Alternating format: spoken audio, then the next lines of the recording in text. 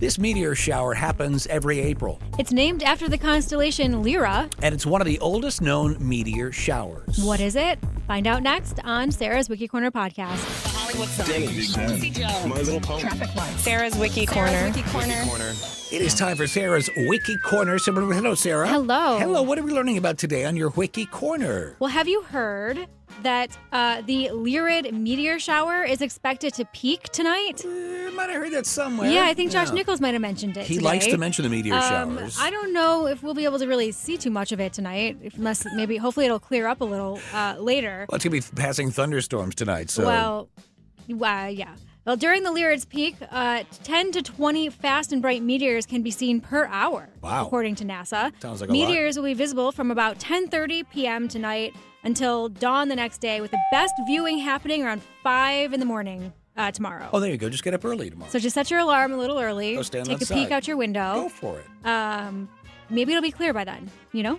Fingers crossed. Who knows? Yeah. And the Lyrids last every year from about April 15th to April 29th. Okay. Yeah. So most meteor showers are caused by debris from a passing comet. For the Lyrids, the comet is named Comet Thatcher. Oh, Comet Thatcher. Thatcher. It has roughly a 422-year orbit that is expected to return around 2283. So no one around now is gonna be able to see that. But the comet was first spotted on April 4th, 1861 by A.E. Thatcher. And he was an amateur skywatcher in New York City.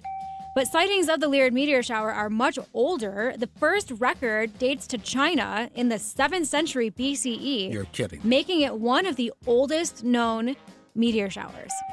It always astounds me, like even today, you look up there and you know what things are.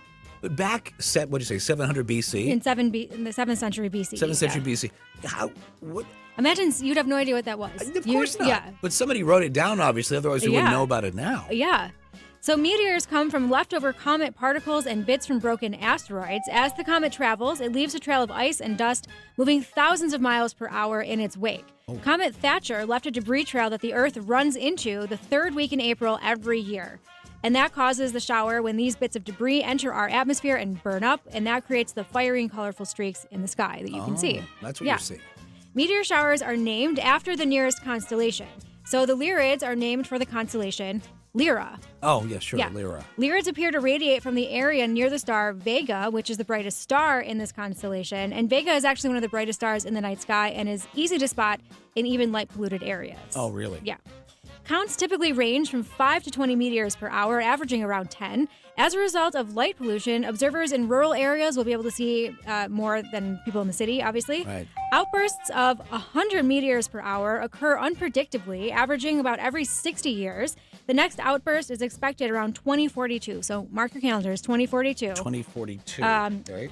It is not entirely known what causes these outbursts, but other planets and objects are thought to affect the density of the debris as they cross paths. Okay. In 1982, amateur astronomers counted 90 Lyrids per hour at the peak, and similar rates were seen in 1922.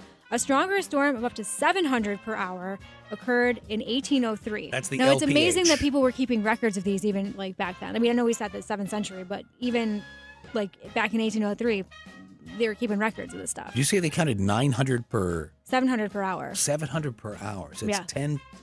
more than 10 per minute? Yeah. Okay. Yeah. Now, there are several major meteor showers that happen throughout the year, so if we can't see the ones tonight, there's plenty more that we can. Okay. Coincidentally, the Lyrids will overlap with another shower, which is expected to begin on this Friday, Wow. and last through May 28th.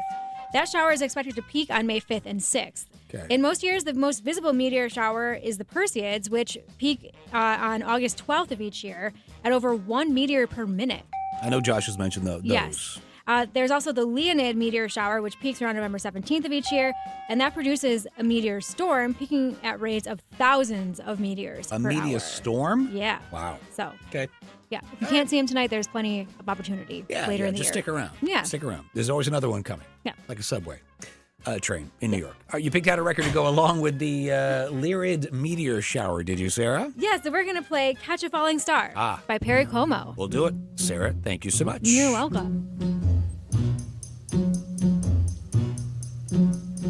Catch a falling star and put... In fact, on more than one occasion, when Josh has talked about the meteor shower, I keep saying meteor showers, he will say, catch a falling star and put it in your pocket.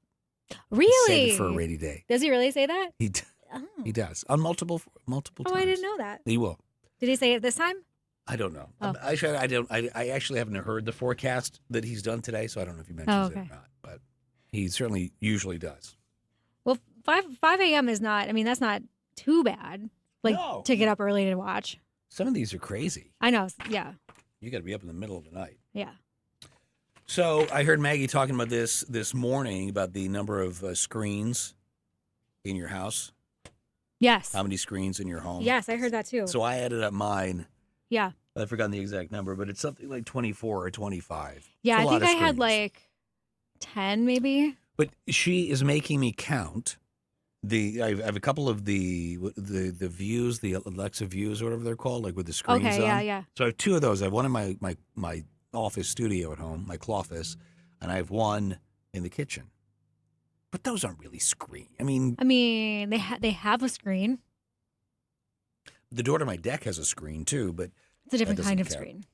I'm not supposed to count that one, am I? No. No, but it's, and then she also, so my son has one of those Apple Watches. Oh, yeah. So she made me count that too. Yep.